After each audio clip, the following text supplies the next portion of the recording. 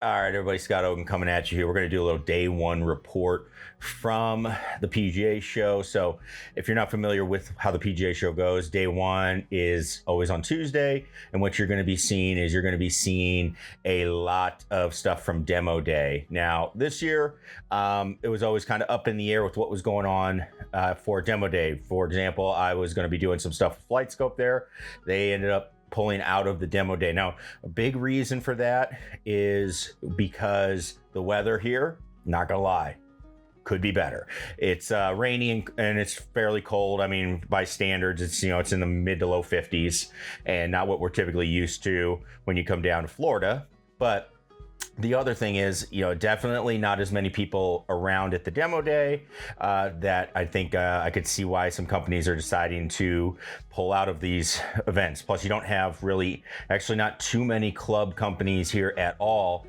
But what you are seeing is that does give a little bit of an opportunity for some of the smaller guys. So one of the cool things I saw was from Styx Golf, which is basically like an introductory level for getting people golf clubs. You can get an entire set with an awesome looking bag for $1,000. That's something that I think could be really, really helpful for a lot of people, especially if you're, trying to get into the game. And these actually were clubs that looked and felt nice, as opposed to, like, let's say a box set that you could get, where those clubs, if you're spending like $300-400 on them, to be honest, they're not very good. They're going to break at some point, sometimes within the first year. And I think they throw a lot of people off because they are not made very well, and the weights and all that stuff on them kind of gets off. And that's a huge deal when it comes to learning how to swing a golf club. So Styx Golf is trying to capitalize on that by making some high quality clubs that aren't going to break the bank for you to get all of them and get a set. So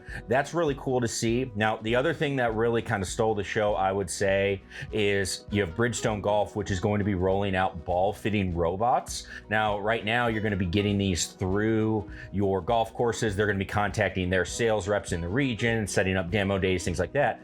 But it's a really cool thing. It's actually using the FlightScope Mevo Plus, which I think that's a big bonus if you're thinking about what that Mevo Plus can do. So this thing can go inside out, but what it's going to do is let people just roll up onto the range. This basically a computer that you are able to then just hit shots, and it's going to tell you which Bridgestone golf ball you would like to try. So that one is, I think, is a really, really cool little thing that you're seeing. And I think that's going to be something that we see throughout the show, is how do we get things to be a little bit easier, a little bit more, self-starting, let's say, get more information to more people faster without this whole big process. You could literally do this, hit 3 shots, and you're going to know exactly what ball you need. So that's the kind of stuff that I think we're going to see a lot of, and I think that's pretty cool as we're going through it. Now, the other thing that I saw that I really kind of was taking interest in as I was going through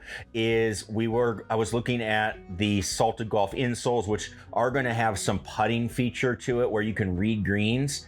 That is a little bit hard to do outside, especially when it's raining, and showcase that. So we're going to see a lot more of that at the show tomorrow. But, to be honest, just not a whole lot going on at the demo day. Very, very minimal amount of people and vendors, in all honesty. Some of the great organizations, Folds of Honor, GRAA, if you've never checked them out, you might want to check them out. They do some really cool stuff. But what I think we're going to see from the show, what I think is going to be what we look at, is we're going to be seeing how do we get golf cheaper indoors and make that indoor experience better. I think that's where golf is kind of heading, where, we want to be able to play golf and not have to spend 70, 80, 90, or 100 and something dollars per round to go out and play, and then spend 4 to 5 hours plus driving time, all of that. That's where golf needs to kind of solve its issues. And you're going to see a lot from what's going on with the simulator companies, I think. So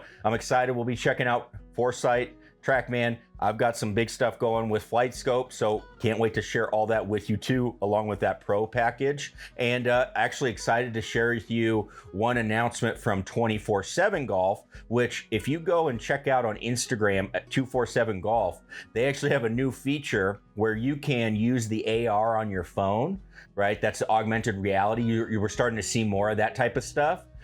You can actually place a simulator in your house and use the camera and kind of get a feel for what it's going to look like. That's the simulator I use. That's the enclosure I use. You can check out the link below, get a little discount, but FlightScope also has picked them up as the official enclosure along with SkyTrack. So that's really cool. They liked what they saw from them and think they're good quality. So excited to kind of see that. And I'll be talking with them at the show as well. All right, so if you have any questions, please comment down below. Other than that, excited for what's going on and can't wait to see what's going on, especially in this indoor world of golf as we're going through. So thanks everybody for tuning in. This has been day one from the show. We'll see you tomorrow for day two. Peace.